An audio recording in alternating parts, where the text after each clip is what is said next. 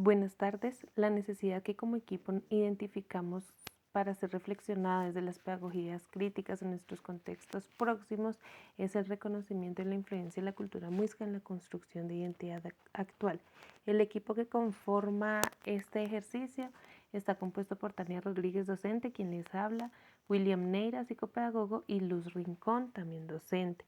En la introducción, nosotros vemos que la influencia de las culturas precolombinas en la construcción de identidad es un ejercicio crítico que poco reconocimiento ha tenido, especialmente de los ambientes escolares. Es por ello que como docentes de los departamentos de Cundinamarca y Boyacá evidenciamos la necesidad de promover un ejercicio de reconocimiento en la influencia de la cultura muisca en la construcción de identidad actual, partiendo de que su cultura se desarrolló en el altiplano cundiboyacense, contextos en los que nos desenvolvemos. Para iniciar nos basaremos en el capítulo 1, 3 y 13 del libro Pedagogías decoloniales, serie Pensamiento decolonial, prácticas insurgentes de reexistir y revivir de Catherine Walsh.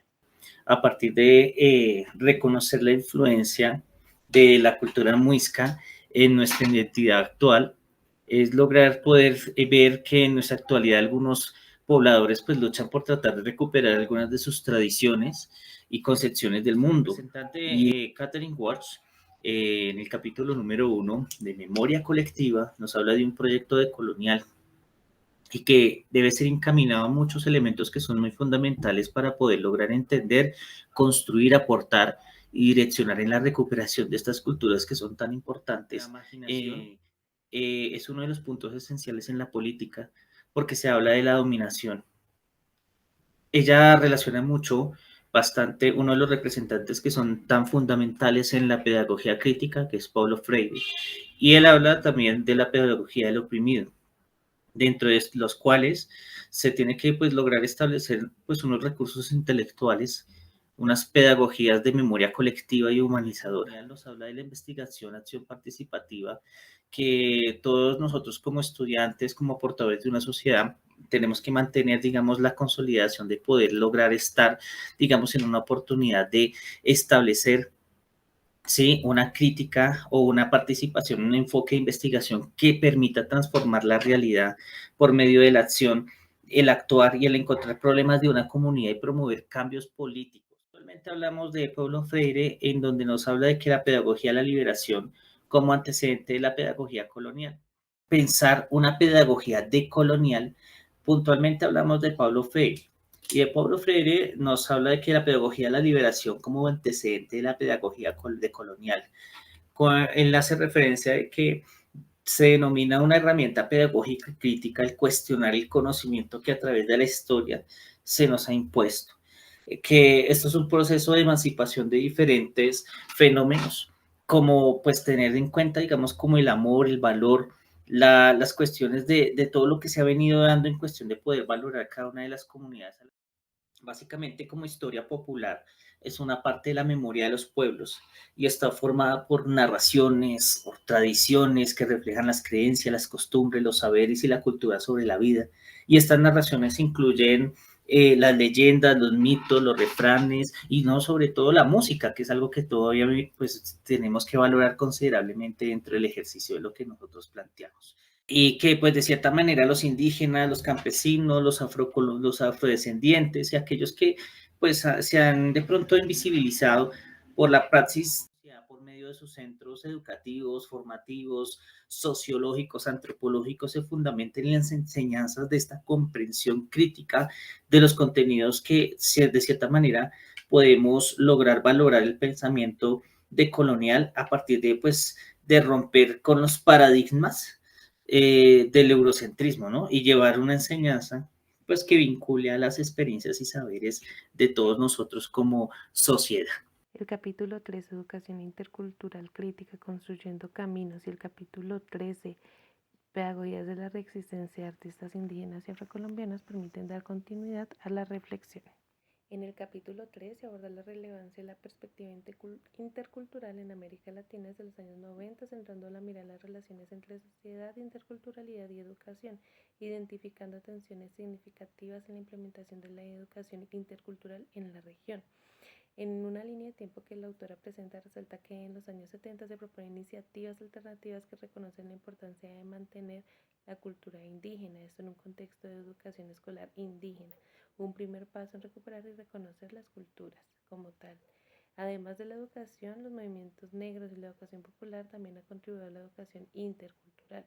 Las experiencias educativas han integrado conceptos socioculturales y denunciado la discriminación racial, promoviendo la valoración de identidades culturales y políticas afirmativas. La interculturalidad ha pasado de ser una herramienta de integración a un enfoque que respeta y celebra la diversidad cultural, promoviendo la democracia. Se destacan dos perspectivas de interculturalidad en el ámbito educativo. La primera es la funcional y la segunda es la crítica. La primera se enfoca en favorecer la cohesión sin cuestionar las estructuras de poder, mientras que la segunda busca cuestionar las desigualdades entre los grupos socioculturales y empoderar los considerados históricamente inferiores. Es necesario que el reconocimiento de la influencia cultural regional, especialmente en este caso en la muisca, es fundamental en la conformación de identidad actual para poder llegar a un empoderamiento que de la minoría que hoy existe en la mencionada cultura. Más adelante destaca la noción de intraculturalidad como un proceso de fortalecimiento de la identidad propia de cada grupo y cómo esto se relaciona con la interculturalidad en la construcción de una sociedad plural. En los procesos educativos pues existen diferentes desafíos que impiden una educación intercultural crítica. Es por ello que resulta necesario la deconstrucción de prejuicios y discriminaciones presentes en las relaciones sociales, así como el etnocentrismo y la naturalización de la cultura dominante en educación. Reconocer las diferencias culturales para romper con la monoculturalidad en la educación, rescatar las raíces históricas y su influencia en las nuevas configuraciones culturales es importante para que estos procesos se afecten desde aspectos educativos y en pro de la sociedad en general. Desde el texto de colonialidad de la educación, emergencia, urgencia y una pedagogía decolonial se reflexiona lo siguiente. Colonialidad en la educación, recuperar y revalorar conocimientos y prácticas de los pueblos colonizados. Inicialmente las estructuras coloniales no desaparecieron con las independencias de las colonias, sino que adoptaron nuevas formas de dominación y control. Ya no hay dominación territorial por parte de los europeos, pero aún poseen dominio de la conciencia, del actuar, del vivir, del pensar e incluso del hablar. Y de esta manera podemos seguir perdiendo identidad cultural, aquella que engalana nuestra historia con sus legados, lenguajes, tradiciones, bailes, creencias que deben ser replicadas de generación en generación. Es urgente asumir posturas desde las pedagogías críticas, como lo expresa Enrique Dussel en sus reflexiones. Enseñamos una historia eurocéntrica que oculta nuestra propia historia y terminamos siendo educados desde otros contextos que no nos corresponden, para lo cual enfatiza en la urgencia de reformar completamente el contenido de la enseñanza y no solamente las metodologías. Y así partir de nuestra propia historia, ir tejiendo poco a poco nuestra identidad cultural, ya que la colonialidad se hace más compleja en la medida que los individuos le demos vigencia en las diferentes sociedades. Es primordial resignificar desde nuestros contextos educativos posturas frente al legado cultural en los diferentes escenarios, teniendo presente en particular la cultura muisca a la que estamos referenciando el día de hoy,